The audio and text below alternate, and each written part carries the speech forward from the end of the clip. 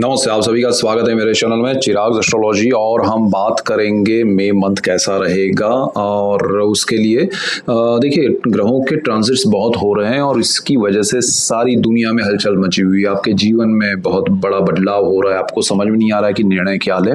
इसीलिए ग्रहों को समझना ज़रूरी है, क्योंकि ये जो हो रहा है उसमें ग्रहों का खेल है और आपका बर्थ चार्ट जो है उसमें क्या दशाएं, क्या नक्षत्र चल रहे हैं और उसके अकॉर्डिंग ट्रांजिट के प्लैनेट्स आपको क्या इफेक्ट कर रहे हैं, वो सारा अगर आप समझेंगे तो आपको बहुत मजा आएगा। और कुंडली में आपको आपकी कुंडली पता होनी चाहिए। अभी ट्रांजिट के प्लैनेट्स जो चल रहे हैं वो बहुत ही ज़बरदस्त एक ऐसे अलग अलग मकाम पे ले जा रहे हैं चीज़ों को, और हमारे पर्सनल लाइफ में भी हम उसके इम्पैक्ट देख रहे हैं।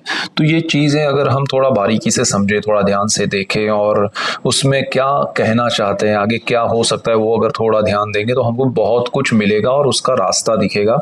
भले हम उसको चेंज नहीं कर सकते हैं, लेकिन उसके अकॉर्डिंग चलने की कोशिश कर सकते हैं, उसको एब्जॉर्ब कर सकते हैं। वो जो हमें प्रॉब्लम हो रही है उसको, हमें आने वाला अच्छा कुछ नज़र आ रहा है तो उसमें और ज़्यादा मेहनत से उसको ज़्यादा अचीव करने की कोशिश कर सकते हैं। तो वो सारी चीज़ें एस्ट्रोलॉजिकली हमें हेल्पफुल होती है।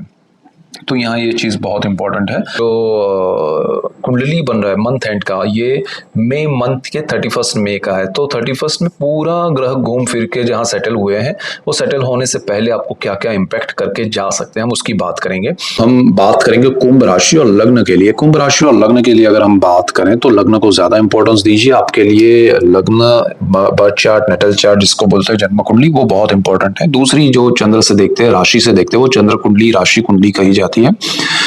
ये 31 मई के प्लैनेट्स हैं जो पूरे महीने में घूम फिर कर जहाँ सेटल हुए हैं। तो वो क्या घूमेंगे, क्या आपको फल देते जाएंगे, उसका हम बात करने वाले हैं आफ्टर ट्रांजिट। हम ये समझेंगे कि ड्यूरिंग द ट्रांजिट ये आपको क्या इफेक्ट्स कर रहे हैं। तो आपका राहु जो फर्स्ट हाउस में है कुंभ राशि में, कुंभ लग्न में, वो वहीं पर है। शनि सेकेंड हाउस में है। साथ में मंगल है, वो 11 तारीख को ट्रांजिट करके 1 नंबर जहां लिखा है वहां चले जाएंगे। वहां सूर्य 15 मई तक है, तो उसके साथ मंगल 11 से 15 मई रहेंगे। उसका मैंने अलग से वीडियो दिया है, वो नहीं देखा है तो देखिएगा। उसका मेन पॉइंट आपकी कुंडली में कहाँ है वो आपको पता चल जाएगा, क्या इफेक्ट हो सकता है। सूर्य 15 तारीख को चले जाएंगे, 2 नंबर लिखा है वहां पर। अब वहां ऑलरेडी शुक्र बैठे थे, लेकिन वो 2 नंबर में शुक्र जो बैठे थे वो 14 मई को गुरु के पास चले गए, सूर्य अकेले रह गए। तो सूर्य के आने से पहले शुक्र चले जाएंगे गुरु के पास। गुरु के पास वो रहेंगे, वहां सूर्य बुध की युति रहेगी। फिर सूर्य के पास से बुध भी 29 मई को चले जाएंगे गुरु के पास। तो ये कॉम्बिनेशंस बन रहे हैं और आपका केतु जो है वो सप्तम भाव में है, वहीं पर है। तो ग्रह बदल रहे हैं, जगह बदल रहे हैं और उसका परिवर्तन आपको इफेक्ट कर रहा है। तो बहुत अच्छा है। लेकिन और यहाँ देखें तो आपका राहु जो है वो फर्स्ट हाउस में ट्रांजिट में चल रहा है, शनि के घर में है। प्लानिंग से चलेंगे तो अच्छा है। आपके थॉट्स में या कहीं भी आपको बार बार लाइफ के जो भी पुराने आपके थॉट्स हैं वो वापस आ रहे हैं। आप सोच रहे हैं कि क्या होगा क्या नहीं है, मैंने कहाँ से शुरू किया था, वो सारा, क्योंकि राहु जैसे जैसे दिसंबर की ओर जाएंगे ट्रांजिट हो रहा है वहां पर, तो उससे पहले बहुत सारी चीजें आपको रिकॉल करवाएंगे, रिकलेक्ट करवाएंगे, एनालाइज करवाएंगे। तो वो एक चीज होगी। शनि उसके मालिक है, उस एनालिसिस में आपको सही दिशा भी दिखाएंगे तो अच्छा है और आप अभी सही निर्णय ले पाएंगे आपके फ्यूचर के लिए। सेकेंड हाउस का मालिक जो है वो शनि गुरु है और शनि वहां बैठे हैं।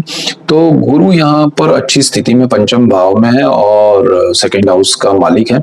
और शनि वहां जो बैठे हैं वो आपको परिवार के साथ जोड़ेंगे, परिवार से लाभ कराएंगे, परिवार से सपोर्ट मिलेगा आपको। आपको परिवार के लिए कुछ करना है तो कर पाएंगे, परिवार आपके लिए कुछ करना चाहता है कर पाएगा।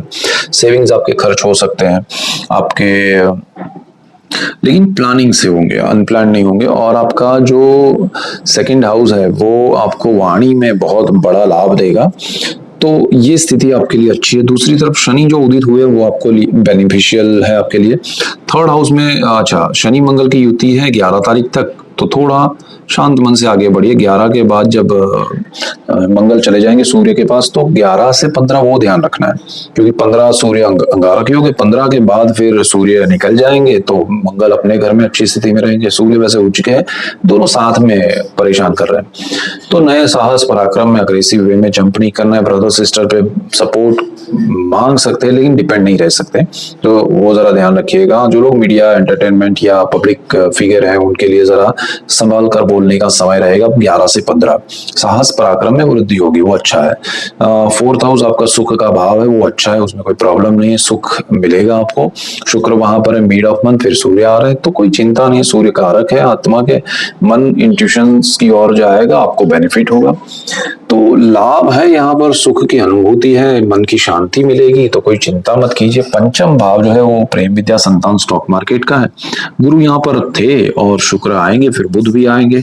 लॉन्ग टर्म की इन्वेस्टमेंट है उसको वैसे ही रखिए। गुरु आपके संतानों को जो भी करना है उसमें निर्णय लेने में थोड़ा ध्यान रख के चलने के लिए इंडिकेशन दे रहे हैं, बट ओवरऑल गुरु पॉजिटिव है, सो डोंट वरी। संतान को अगर पढ़ाई में, जॉब में, बिजनेस में निर्णय लेने हैं तो सोच समझ के प्लानिंग से ले। अगर आप संतान प्लान कर रहे हैं तो वो जरा ध्यान रखिएगा कि डॉक्टर की जो राय हो उस हिसाब से चलें। शुक्र यहाँ आपको कंफर्ट क्रिएट करेगा, संतानों के लिए कंफर्ट क्रिएट करेगा, तो ओवरऑल सिचुएशन नेगेटिव नहीं है, पॉजिटिव है, क्योंकि शुक्र वहां पर आ रहे हैं। बुध स्थान के मालिक है, वो अच्छे हैं। 6ठे भाव में चंद्र मालिक है और गुरु का ट्रांजिट होने वाला है, तो वो रोग ऋण शत्रु और जॉब का भाव है उसको अच्छा प्रभावित करता रहेगा। गुरु का ये आने वाला इफेक्ट, तो उसका इम्पैक्ट मिलना मंथ एंड में शुरू होगा, तो आपके लिए अच्छा है।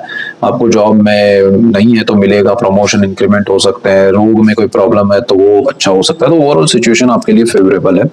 जिन लोगों की एज सपोज 50 प्लस है, 60 प्लस है, 70 है, तो उनके लिए एज के हिसाब से भी बहुत कंफर्ट जोन क्रिएट होगा इस मंथ के बाद। तो थोड़ी चीजों में अभी ध्यान रख के चलिए और धीरे धीरे चीजें अच्छी होने वाली है, उसकी उम्मीद के साथ आप प्लानिंग कर सकते हैं और अच्छे रिजल्ट्स भी मिलेंगे जब गुरु ट्रांजिट करके वहां आएंगे। हम उसकी अलग से बात करेंगे। शत्रु नेगेटिविटी जो है वो दूर होगी, सो डोंट वरी। सप्तम भाव लाइफ पार्टनर का है, बिजनेस पार्टनर का है। केतु वहां बैठे हैं, ठीक है, अच्छी स्थिति में है, लेकिन सूर्य अच्छी स्थिति में, सबसे स्ट्रांग पॉजिटिव है, वो उच्च स्थिति में है। और फिर 15 तारीख तक वो वहां रहेंगे, 11 तक मंगल के साथ रहेंगे, तो थोड़ा अग्रेशन कम रखिएगा, बाकी सब चीजें अच्छी है। लाइफ पार्टनर के लिए अच्छा है, हेल्थ इश्यूज है तो वो शॉर्ट आउट होकर अच्छे रिजल्ट मिलेंगे। आपका अष्टम भाव है वो पैतृक संपत्ति का है, पितरों का है, तो उनके ब्लेसिंग्स मिलेंगे। बुध की स्थिति अच्छी है ट्रांजिट में और कॉम्बिनेशंस अच्छे बन रहे हैं, आपको सडन बेनिफिट हो सकता है, बड़ा लाभ हो सकता है आर्थिक रूप से, तो वो भी अच्छी चीज है। आपके भाग्य की बात करें तो शुक्र वहां आपको अगेन बेनिफिशियल है। शुक्र आपके लिए आधा महीना सुख भाव में है, भाग्य का मालिक होकर वो अच्छा है। फिर पंचम भाव में संतानों से अच्छा है, सो ओवरऑल सिचुएशन पॉजिटिव है। संतानों के साथ पिता के बॉन्डिंग अच्छे रहेंगे, पिता के साथ संतानों के। स्पिरिचुअलिटी से आपको बेनिफिट होगा। कर्मस्थान जो है वहां आपका मंगल मालिक है और मंगल की स्थिति थ्रू आउट द मंथ अच्छी है, सो डोंट वरी। कार्य क्षेत्र में प्रगति है, पिता से बॉन्डिंग स्ट्रांग रहेंगे और प्रमोशन इंक्रीमेंट मिल सकते हैं, don't worry. 11th house source of income बना रहेगा। अगर किसी को कोई ब्रेक हुआ है, कहीं जॉब छूट गई है तो मिल जाएगी, वापस से मिलेगी, अच्छी मिलेगी। गुरु की दृष्टि है, अच्छा योग है। थोड़ा प्लान करके अपने पोर्टफोलियो में रहिएगा तो अच्छा रहेगा। अनप्लान्ड वे में कहीं भी मत जाइएगा तो मजा नहीं आएगा। 12th हाउस में विदेश का मालिक शनि है, अच्छी स्थिति में है, लेकिन वहां पर थोड़े क्वेरीज आएंगे आपको अगर वीजा से रिलेटेड या जाना है कहीं बाहर या आपका ग्रीन कार्ड है तो, क्योंकि शनि वहां क्लैरिटी जरूर करवाएंगे कि भाई ये डॉक्यूमेंटेशन में कहीं प्रॉब्लम है तो शॉर्ट आउट कीजिएगा। कोई प्रॉब्लम नहीं है, उसको क्लियर करना पड़ेगा, तो डिपेंड मत रहिएगा कि अरे अब तो हो जाएगा अपने आप, वो मैं, ऐसा कुछ नहीं, आपको क्लैरिटी करनी पड़ेगी, तो वो अच्छा है। विदेश जाना चाहते हैं, नो प्रॉब्लम, रहना चाहते हैं, वहां सेटल होना चाहते हैं, सब कुछ अच्छा है, बट प्रॉपर वे में जाइए, कीजिए तो अच्छा है। तो अगर चैनल पे नए तो सब्सक्राइब कीजिए, बेल आइकन जरूर दबाएं ताकि आपको तुरंत नोटिफिकेशन मिले और लाभ हो, और लाभ होगा तो मुझे खुशी होगी। So that's it for today, keep watching Chirag astrology. Thank you for watching, God bless you and good bye, thank you.